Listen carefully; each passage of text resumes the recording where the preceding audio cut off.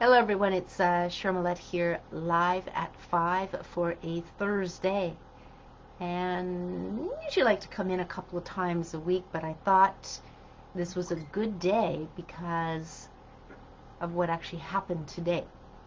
And I'm going to get into that in the second part. So if you're new to this, or just a reminder, we're going to go through something new or something completely different.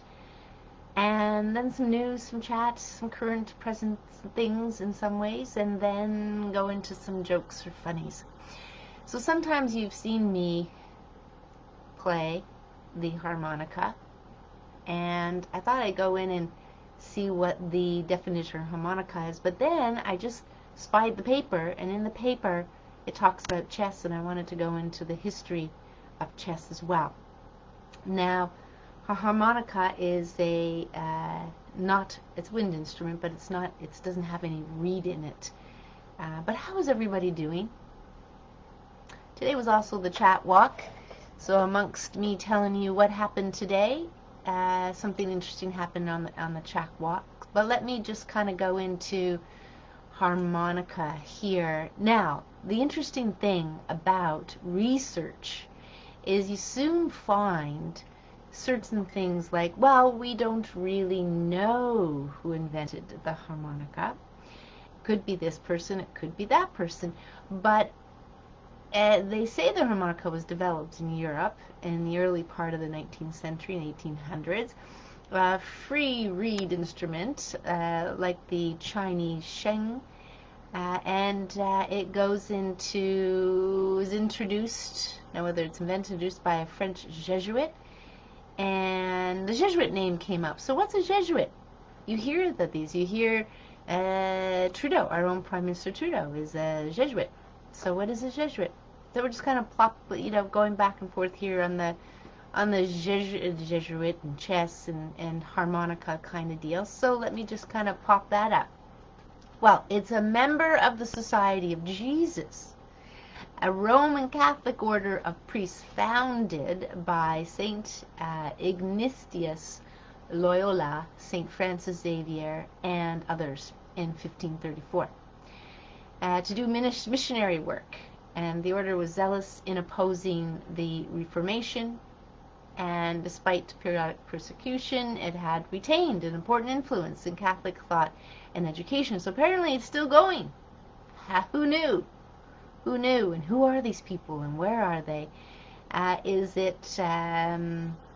I'm sure there's more on it. Yeah, they're noted for educational, missionary, and charitable work. Now, having been in a few places in the world or more, I can tell you that these whole missionary things weren't always peaceful. It seemed like there was conflict. You know, we want you to believe what we want to believe, and they would conquer and pillage even and do different things. So I get it that they have they have a strong belief in certain things, and I'm sure using the name Jesus probably allows them certain things by using that. I don't even know if he would agree with what they're doing as far as the conquering and doing that. Sure, not peaceful, but you can look into that way. Let's just go into chess a little bit here and see. Now, I did have something up as far as, now this is Wikipedia, but I kind of went back and forth in there. But history of chess can be, now we're not just talking a couple hundred years with the harmonica, but chess going back 1500 years. But again, the earliest origins are uncertain. And what do they say? The victors write the books. You're not quite sure what exactly happened.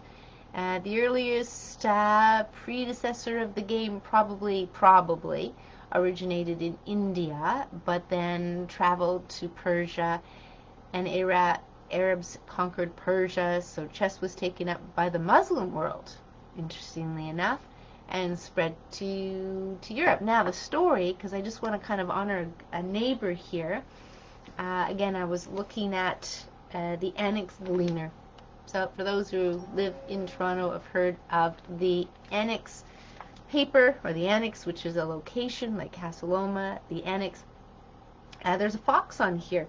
And so today I saw a coyote just moseying along on one of the roads here, not near Casa Loma, but just outside of the Cedar Vale Ravine, because today was the lovely chat walks, which I was speaking to somebody early this morning because I'm going to speak on a summit, and she really liked the idea of the chat walk because it was all about suicide prevention. And she told me a very interesting thing about suicide is that the current intervention doesn't work very well. That's the stats. So I'm not sure what they do, what they teach, how they do things in the intervention programs, but prevention sounds kind of cool. So she was very interested in chat walks, so I'll probably talk about it on the summit, which apparently is every other month. So she's down in Florida, this person, Jackie Simons, and so I'll talk about that. But it was interesting to see the coyote, because some people say, no, that's a dog. Oh, it's a coyote. Oh, no, it has to be a dog. There's nobody around. But it definitely was a coyote with no collar and looking a little molting kind of thing, you know, very thick in fur in certain areas, and no collar and nobody around. So beautiful, biggish coyote. I've seen smaller, but we have two families of coyotes in the ravines. Dens will be down there. That's near me, near Casa Loma. So a lot of fun. But back to chess in a way. Our good neighbor brought chess to the school where my children went. And he passed in 2019, and then his wife passed in 2020. And this, you know, carrying on a legacy, the Chess Institute of Canada was the thing. But the reason why I'm bringing it up is Ted absolutely believed how chess was a teacher of life in general. Teaching not to be competitive, teaching to learn so many things. And there was a janitor that came up to Ted one time and said, hey, you're the chess guy, right? And he says, I have to thank you because since the chess program has started, the lunchroom is much cleaner. So it gives them something to do. Now, if you don't know how to play chess, it's an interesting game all the way around. I mean, you don't have to be that, you know, that professional, the one to be able to play in any such way. I know it takes me a long time to play. I think things out as my daughter my daughter went and did chess tournaments on her days off. No, she didn't want to be in front of the TV. She enjoyed it and she was really good at it. And this is when she was like 5 and 6, and she made my husband ill when she beat him when she was only 5. So she went on to win trophies and stuff. She liked it, but as a result of that experience, it taught her all kinds of things. Taught to focus, to have good, to have good championship, in a sense that if somebody wins, if you win or you don't win, you have good sportsmanship. There's so much. I mean, I haven't read this whole thing, but there's so much to a game, not only chess. But Ted weaved it all in there, and he was usually present. So he taught at the school. He was our neighbor, and he taught there, and it was a very, very good experience. So here in Toronto, they call it the Chess Institute of Canada. So COVID-19 is on here, and yes, they're finding a challenge. They've been teaching on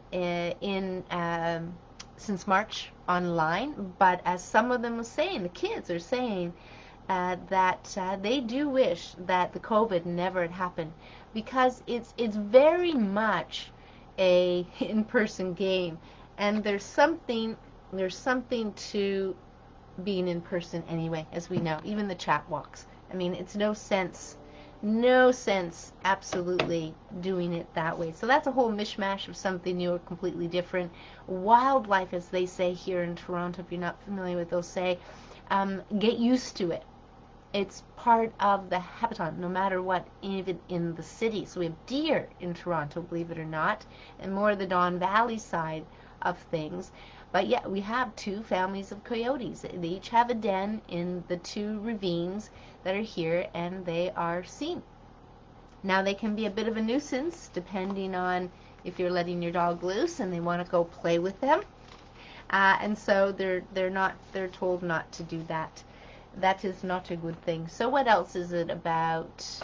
Yeah, the key thing here too is just you get these various words and understand, they don't really know who invented it. They don't know really.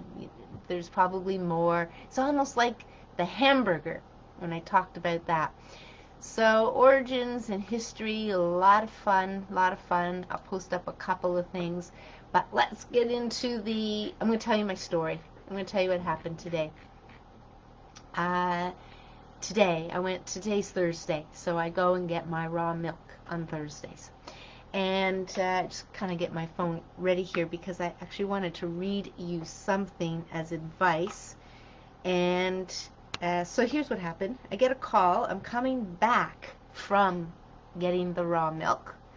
And then it's not illegal. It's illegal for them to sell it in public places, yes, but it's not illegal for me to know what I'm doing and to get it.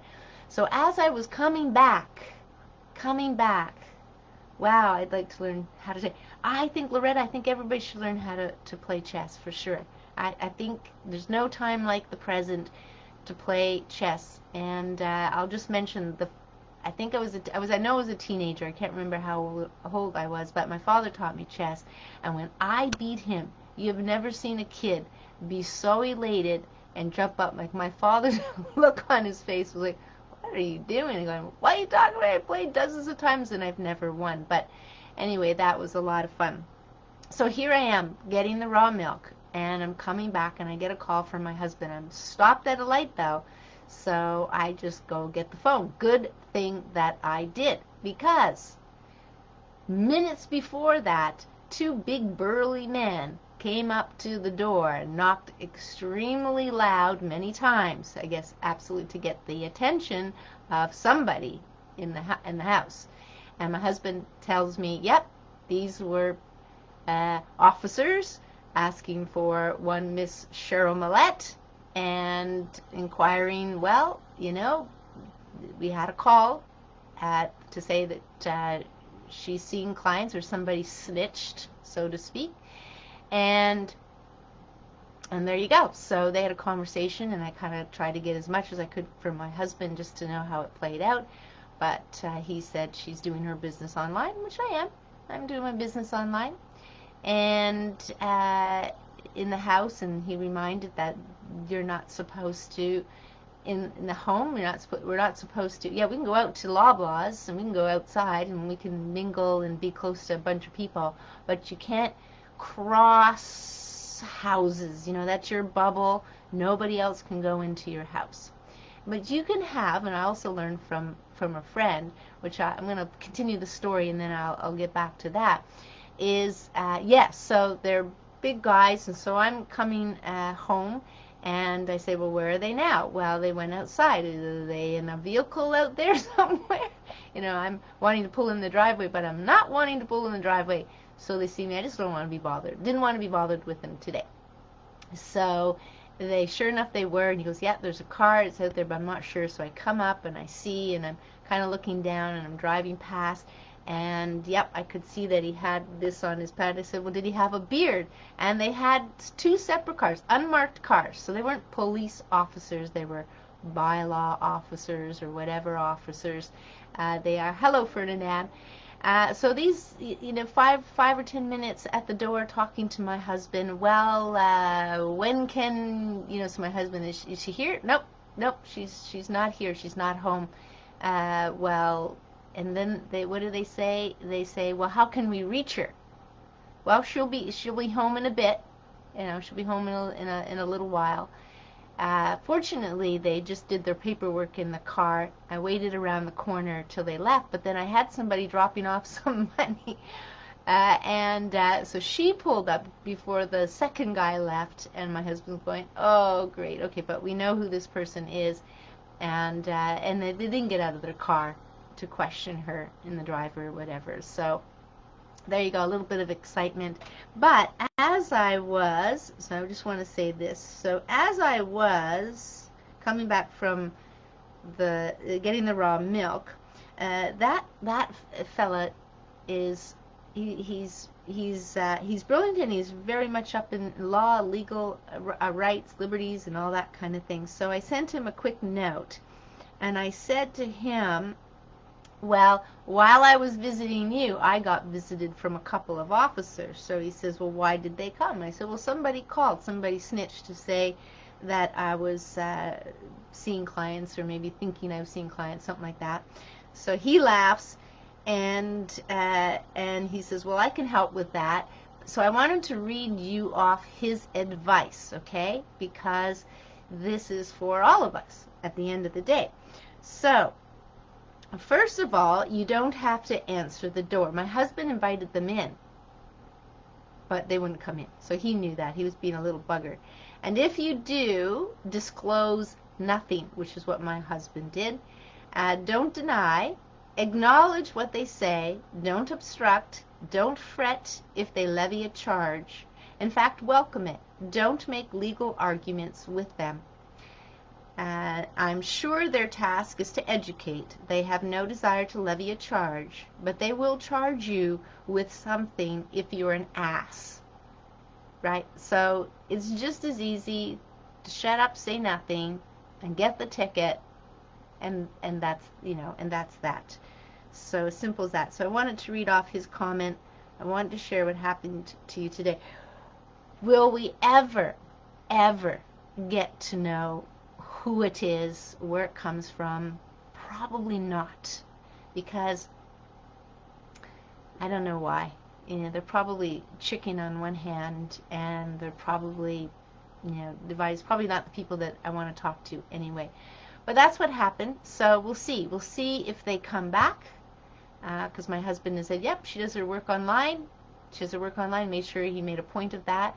He says they brought a notebook, and he'd hear something my husband would say, and it looked like he was gonna go to write something down, but never wrote down anything.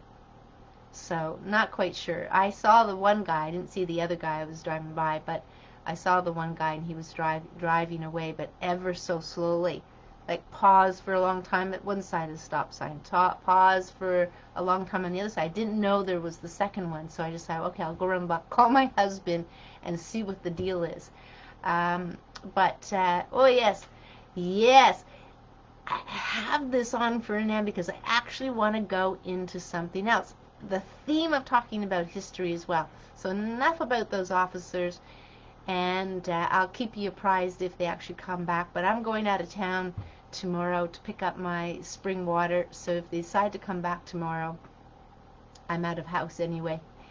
So there you go. So history, yeah, toque. Why am I wearing toque? This toque is actually from Ireland. It's a wool toque, and I got a couple of them for my girls, thinking, they're reasonable, they're toques, but they didn't want to wear them. So what did come in my, let me just see here, I gotta see if I gotta find, yes.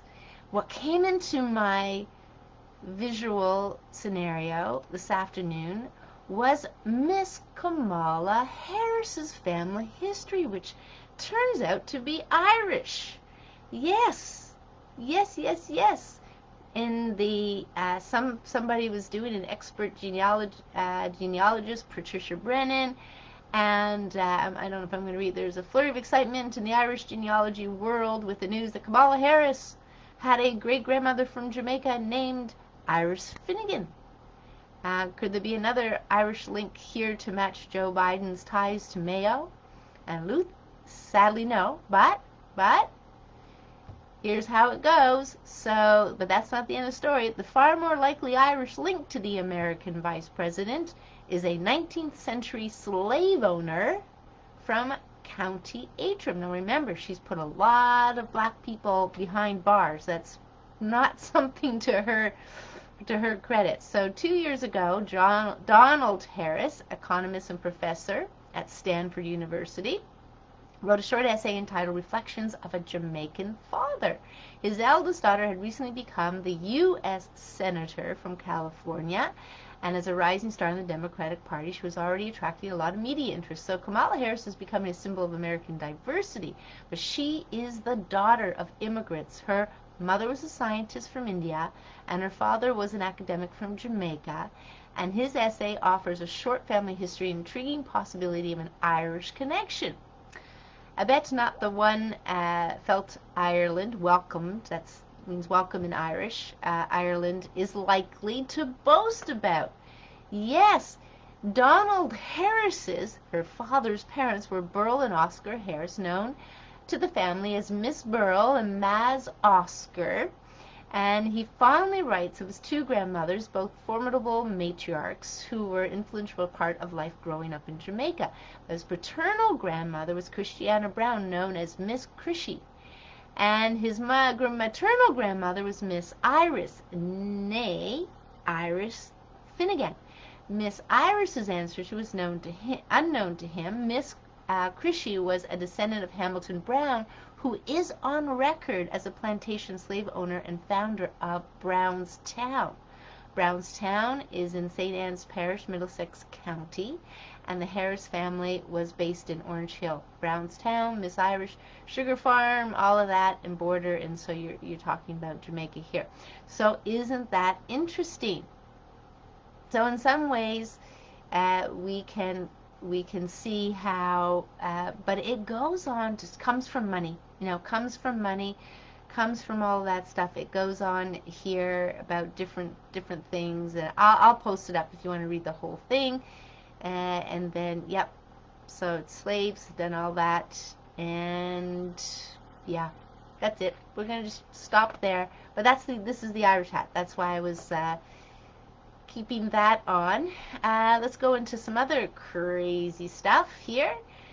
Virginia woman dies hours after receiving the COVID-19 vaccine. Yes, Fox 29 talks to this, and it's just 5 days ago.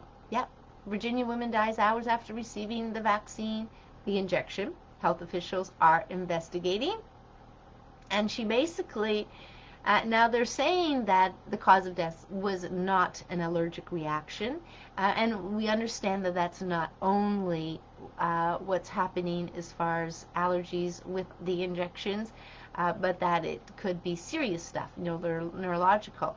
So it was definitely reported in the vaccine adverse event reporting system. That's American, so it goes back to what I said the other day, Monday. If anything, we continuously inform people that they can be recording their results, no matter what it is, headaches, vomiting, mild to severe, anything. Now, something else came up, and I'm going to do, which is actually, let me see if I can find it here. Oh, I know I have it up somewhere. But it's actually a research that's been published. Like, you can publish, I'm going to say come up here. It's got to come up here somewhere. Oh, I know it's in here somewhere. Oh, here it is. Study. Yeah, this must be it, even though the title is different. So here's a study to describe the safety and such on the efficacy of the RNA vaccine. Now I'm going to post this, so I won't need to go into too much, but basically I'm going to give you some quick things, and this has to do with the dates, just so that you're getting a sense of.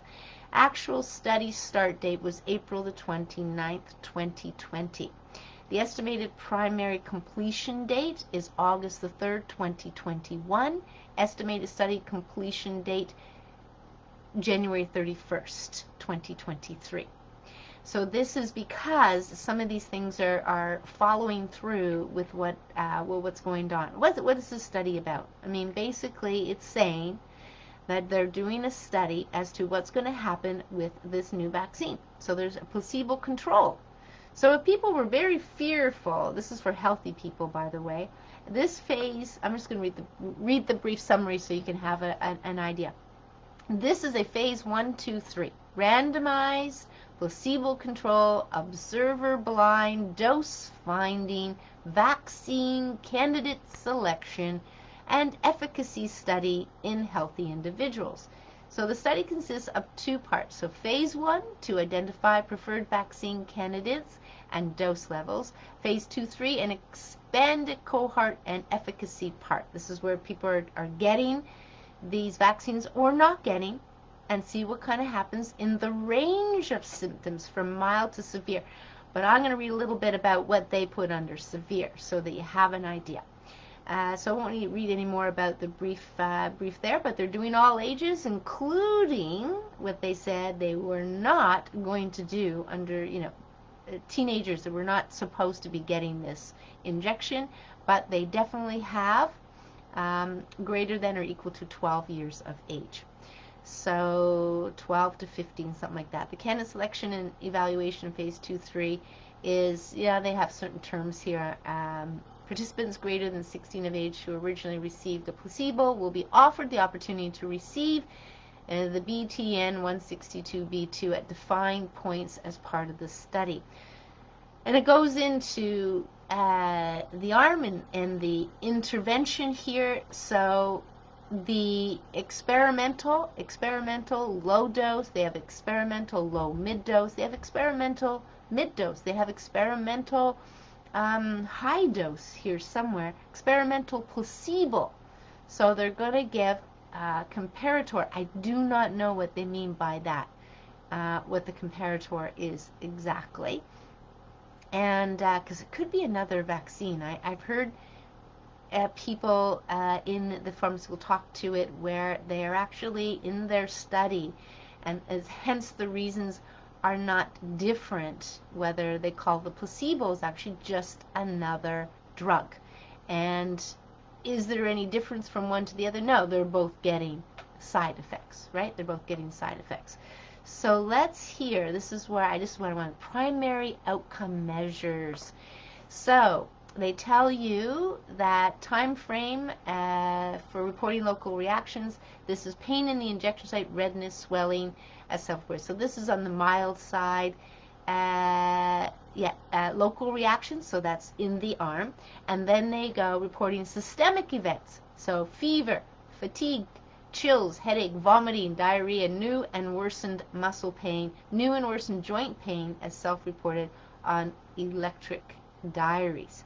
Then adverse events, so you can see the difference. Local reaction, that's on the arm. Systemic event, systemic being in the system, your whole system or various systems. And then percentage of participants reporting adverse events and as elicited by investigational site staff. So they don't tell you what that is.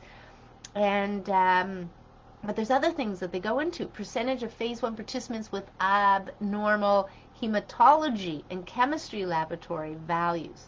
So they must be testing them somehow as measured at the central laboratory. So they go down here in the different groups and different phases. So in the first 360 participants randomized into phase 2-3, percentage of participants reporting local reactions, reporting systemic events, same thing as the above of what can happen. And so they don't really say much, but it's here. It exists. The study actually exists, and they're going to be in phase 1 participants, SARS-CoV serum neutralizing antibody levels expressed as GMTs 2 years after the final dose, as measured in central laboratory. So I'm not sure how they're pulling all of this together, seeing if there's some placebo stuff going on. But there you go, 1,000 persons, whatever. So the idea is it's not expected, as far as the 2-year stuff goes, January 2023, which would tell me they've started. Okay, would tell me that they have started. Ages eligible for the study, 12 years and older. Sexes eligible, all except healthy volunteers, yes. So they go through the criteria. And they want, let's see, phase 1 only, individuals at high risk for severe COVID-19, including those with any of the following risk factors: hypertension, diabetes mellitus, chronic pulmonary disease, asthma, current vaping or smoking, history of chronic smoking within prior year, BMI greater than 30 kgs per meter squared, anticipating the need for immunosuppressive treatment within the next 6 months. So I don't know why exclusion criteria, inclusion criteria. Okay. So male or female participants between the age of 18 and 55, and inclusive greater than 12 years of age, randomized. Note the participants less than 18 years cannot be enrolled in the EU. So they're doing it over in the EU as well. Participants who are willing and able to comply with all scheduled visits, vaccination plan, laboratory tests, lifestyle considerations, other procedures. Healthy participants who are determined by medical history, physical examination, and clinical judgment of the investigator to be eligible for inclusion into the study. Participants who, in the judgment of the investigator, are at risk for acquiring COVID-19, capable of giving personal signed informed consent. So maybe that's the exclusion. Anybody who's at high risk. So they're excluding them. There's a lot of exclusions. Anyway, there's 155 study locations, and you can actually show them. I'm not going to bring it up. Sponsors and collaborators, BioNTech, SE, Pfizer. It says who the investigators are. Pfizer, government called general, and they don't really have a name there. And publications automatically indexed to the site by clinicaltrials.gov, identifier, NC number, yeah, all that stuff they have to have. So let's hear responsible party. Yep, so they have their name. They have the name. First posted April 30th, 2020.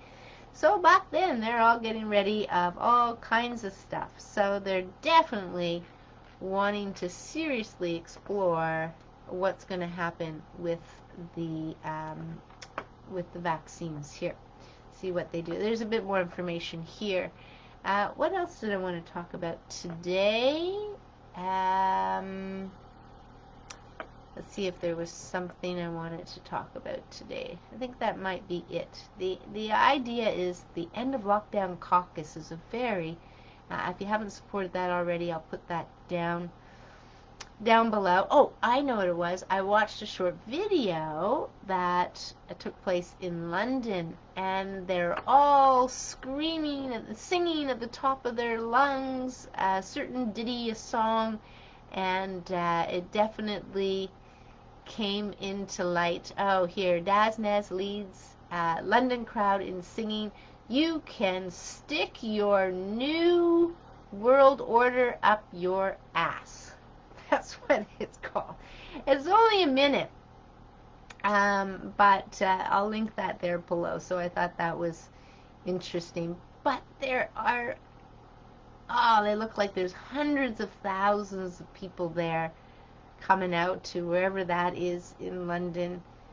It just is. But yeah, everybody's over the map. We still have to, at all times, be calm and be peaceful and all that kind of stuff. But I'll come back here. Hey, Cousin Annette. Yeah, so I think that's really what I wanted to come on and talk about, primarily with the something new, is just to feel into how history and certain things they are unknown. There's probabilities, models are models, theories are theories.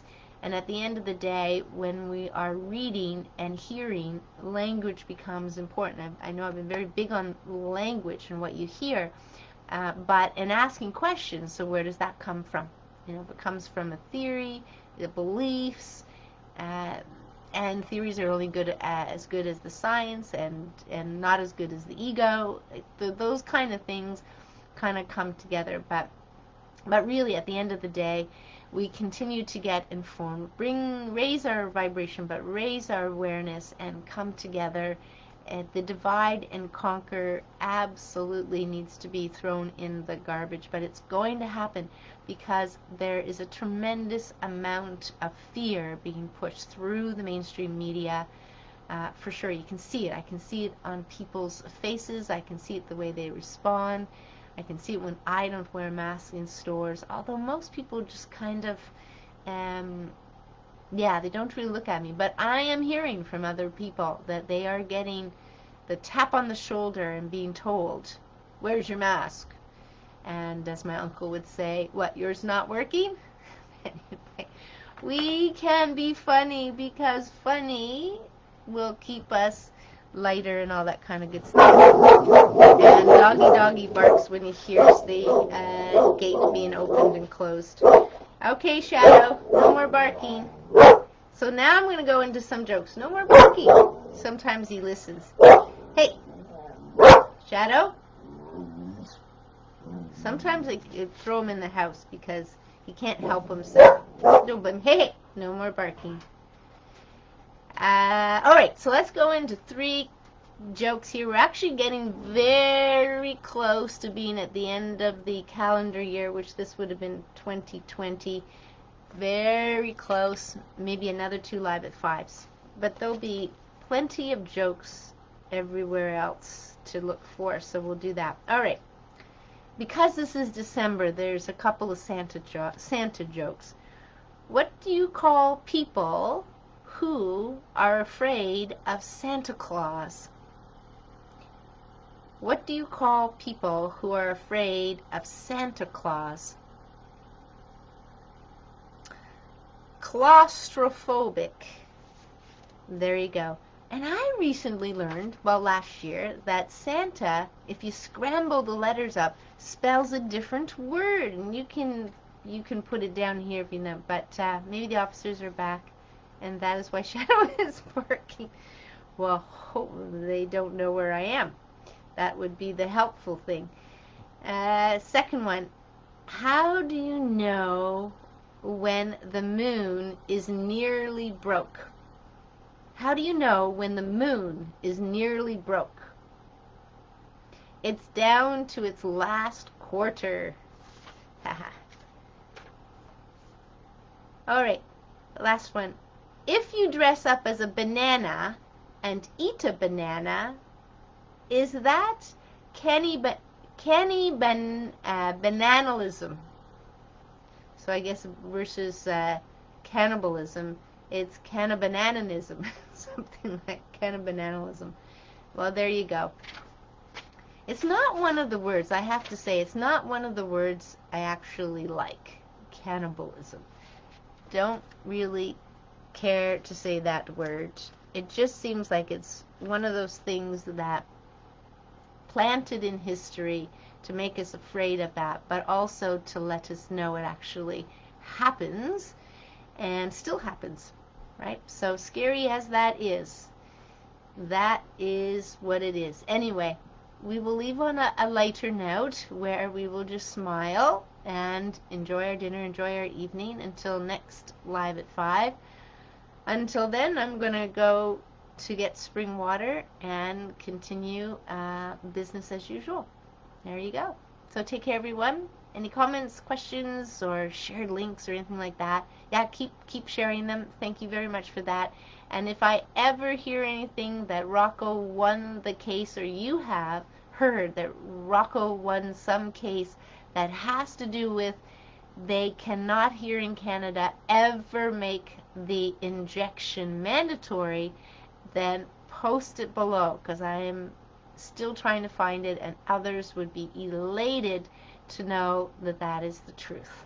Maybe it's buried somewhere, I don't know, but there you go. So take care, everyone. Be calm, be cheerful, accept everybody where they are, because at the end of the day they really don't know any better, and we're still learning and growing and expanding our consciousness at the same time.